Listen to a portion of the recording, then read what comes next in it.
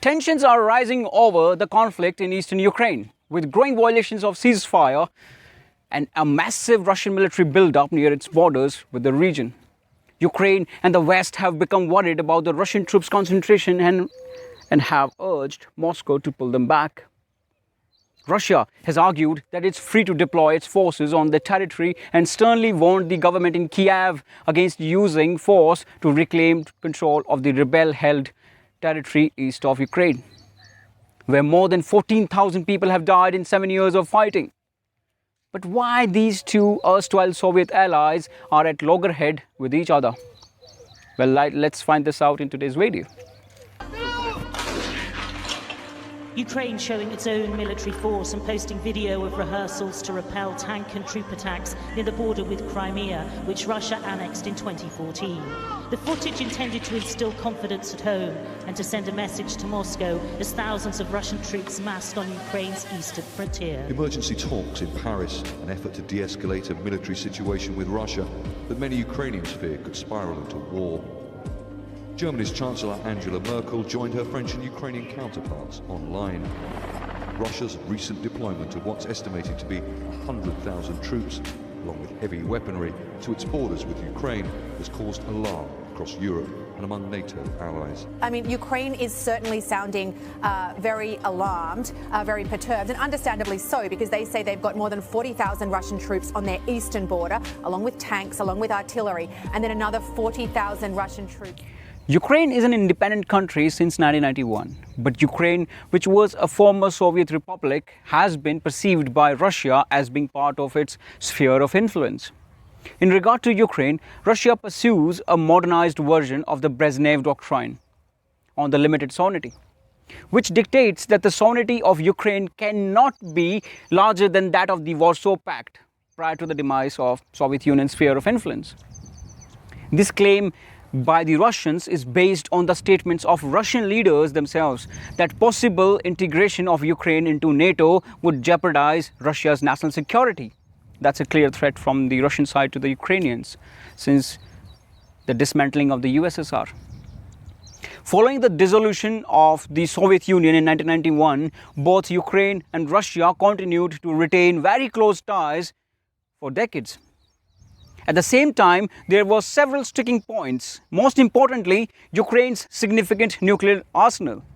Yes, Ukraine even had nuclear bombs with it, which Ukraine agreed to abandon in the Budapest Memorandum on Security Assurances, which was signed in December 1994, on the condition that Russia would issue an assurance against threat or use of force against the territorial integrity or political independence of Ukraine, which, by the way, Russia seems to be in clear violations of.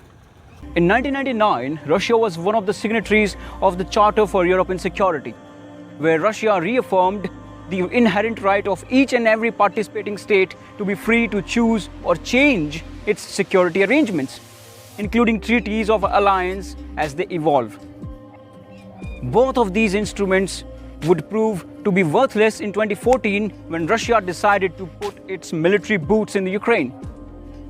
A second point of contention was the division of Black Sea Fleet. Ukraine agreed to lease a number of naval facilities, including those in Sevastopol, so that the Russian Black Sea Fleet could continue to be based there, together with Ukrainian naval forces. In 2001, Ukraine, along with Georgia, Azerbaijan, Moldova, formed a group called GUAM, Organization for Democracy and Economic Development, which was seen by Russia as a direct challenge to the Commonwealth of Independent States, the Russian-dominated trade group established after the collapse of the Soviet Union. Russia was further irritated by the Orange Revolution of 2004, which saw the Ukrainian populist Viktor Yushchenko elected president instead of pro-Russian Viktor Yanukovych. Remember these two names. America and Europe backed Viktor Yushchenko and pro-Russian Viktor Yanukovych. Moreover, Ukraine continued to increase its cooperation with NATO by deploying the third largest contingent of troops to Iraq in 2004, as well as by dedicating peacekeepers to NATO missions in Afghanistan and Kosovo. However, pro-Russian President Viktor Yanukovych was elected in 2010, and many Russians felt that many ties with Ukraine could be repaired. Meanwhile, not so surprisingly, USA-backed former President Viktor Yushchenko was poisoned and almost died, but somehow got saved, just like Alexei Navalny, but his face could not recover. Prior to the election of pro-Russian Yanukovych and under President Yushchenko, Ukraine had not renewed the lease of naval facilities in Crimea. It meant that Russian troops would have to leave Crimea by 2017. Now you know why Russia tried to eliminate Yushchenko. However, when Yanukovych, the pro-Russian president, ascended to the Ukrainian throne, he signed a new lease and expanded allowable Russian troops' presence as well as allowing troops to train in the Kerch Peninsula. In November 2013, Yanukovych gave another pro-Russian blow to USA and Europe when Viktor Yanukovych declined to sign an association agreement with the European Union, a treaty that had been in development for several years under Yushchenko. Yanukovych instead favored closer ties with Russia. Russia even allowed for the possibility of separatist movements springing up in the Russian-speaking east and south of Ukraine. Following months of protests as part of the Euromaidan movement, on 22nd February 2014, protesters threw out the government of Viktor Yanukovych, who was pro-Russia, remember, right? Who had been democratically elected in 2010 and was closer, or should I say, closest to Russia. The protesters took control of government buildings in the capital city of Kiev, along with the city itself. As the police abandoned their posts across the capital Kiev and the opposition established control over key intersections and the parliament, President Yanukovych fled Kiev for Kharkiv in the east of Ukraine, where he traditionally has had more support.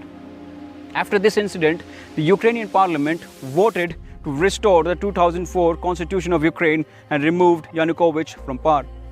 And the leaders of Russian-speaking eastern region of Ukraine declared continuing loyalty to Yanukovych. Hence, Ukraine got emotionally divided between Russian-speaking east and south on one side and Ukrainian-speaking and American-backed north and west Ukraine on the other side.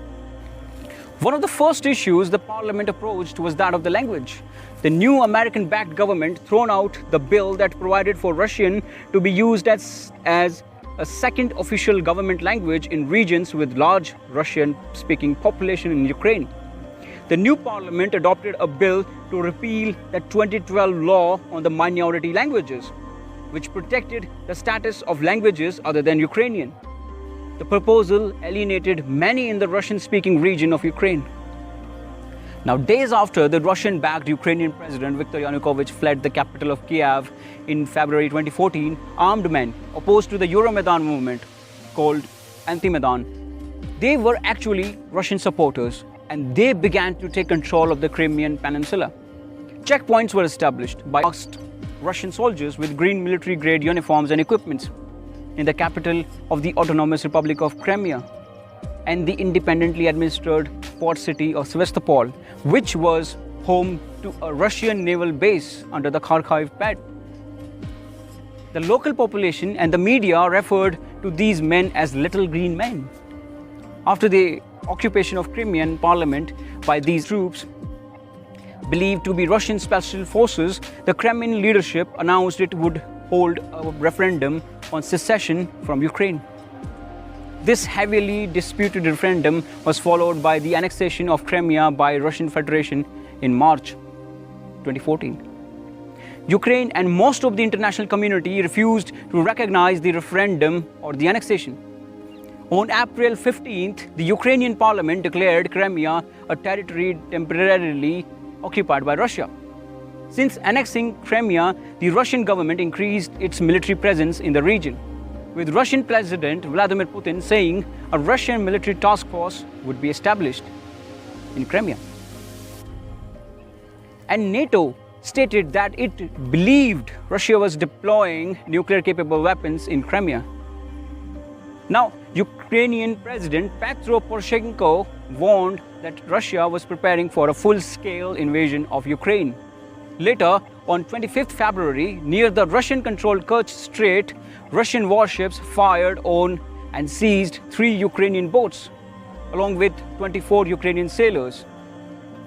And the renewed conflict taking place right now in the eastern Ukraine that has brought the West and Russia in a warlike situation.